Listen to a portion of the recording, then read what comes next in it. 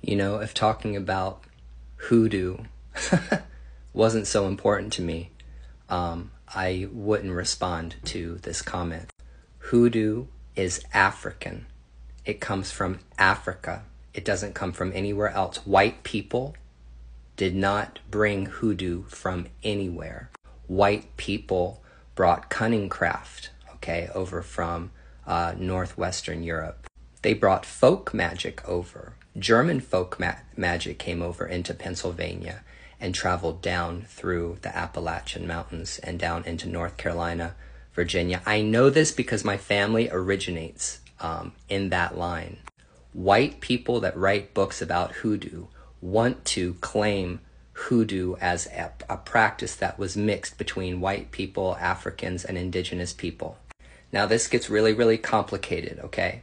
So the first thing I want to say is that hoodoo is an African-American slave magic. It is a system of herbalism, spiritual and magical and medicinal herbalism. And if you do not have ancestors, and specifically ancestors that were African slaves in the American South, in the eastern parts of the southern parts of the United States, you don't have a license to practice this because it's ancestral and it's closed by ethnicity. And the reason I can so confidently say this is because I'm initiated, okay, into several traditions that come from the diaspora. And there's very specific ways in which African Americans practice magic. And white people don't practice magic the way African Americans practice magic. They don't. I'm a palero. I am a scratched palero in a spirituality and a religion called Palo Mayombe. It comes from Cuba. And the tradition that I'm scratched into has its origins in the same places that hoodoo comes from. And a lot of practices in hoodoo and palo are very, very similar, and even in voodoo, like Haitian voodoo. Now, Dr. John, who was born in Senegal, came to Cuba as a slave and then came to Louisiana, to New Orleans. He's considered one of the father figures of the voodoo tradition that started in New Orleans. He was Marie Laveau's teacher. And we can see the Palo Mayombe influences of the Congo that came in, that Congolese spirituality that came into Cuba, that Dr. John carried from Cuba to Louisiana into New Orleans. So there's a lineage of African Congolese spirituality that traces its way through the Caribbean and up into Louisiana. What was the difference between African slaves that were practicing these traditional ancestral practices on the eastern part of the United States versus in like Louisiana and Mississippi and down in the South? Well, those African slaves were forced to practice Protestantism, okay, like Baptist and stuff like that on the eastern side. Whereas wherever there was Catholics, okay, and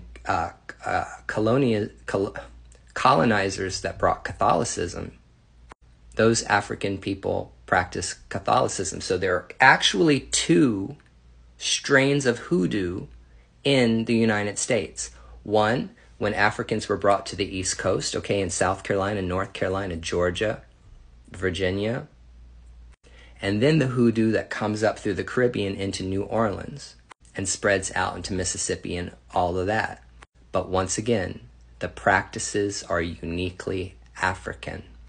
And African spirituality has the ability to absorb other spiritualities into it, like maybe borrow or take some things from Native American culture, or even pick up stuff off of like Irish and German folk practitioners. Because let's be honest, no spirituality and no system of magic exists in a bubble. But to believe that these people like were practicing side by side with one another, you know, we were practicing root work and we were practicing cunning craft, that's a myth, okay? And it's highly aggravating and annoying to black people to have to constantly tell white people to get back in their fucking lane. So I want to tell Uncle Birch to get back into his fucking lane, because him and I have to argue about this at least once a month, and whether or not essential oils are magical or not. But he is wrong, just like all the other white people that want to claim that hoodoo has any ties to anything European. And if you want me to send you books so that you can actually learn about, okay, hold on, let me get my motherfucking books. This is the only book I'm going to recommend. It's called Mojo Workin' by Katrina Hazard Donald. Okay, this is the book that everyone wants to read if you're interested in understanding the history of hoodoo. That's Mama Sunfire approved.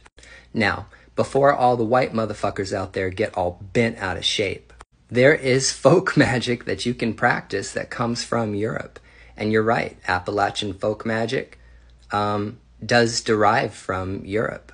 And the only way any hoodoo practices or spells or things that were done made it into the practices that white people had was by appropriation, period. The Europeans that came over from Germany and brought their folk magic were both Protestant and Catholic. And like I said before, the practices are practiced differently.